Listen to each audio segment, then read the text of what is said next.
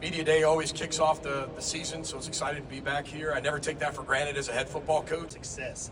And I mean, that's what great coaches do. They put their players in the best. Is ecstatic to being a part of this conference. Tremendous commitment to make an IU football relevant. And Tony Petitti, a place we look forward to, try to strive to end the regular season. Exciting, sell some tickets. But it's bringing those guys involved in that. And to add 4 schools that really complement who the Big Ten is, we always talk about we're the best of both worlds. Outside of our room really don't matter. It's about our performance on the field, and we're the ones that control results, right? So we have to focus on what we can do. We've got, quarterbacks that are going to have to figure this thing out, and we're going to hopefully add to it and bring in. We have 2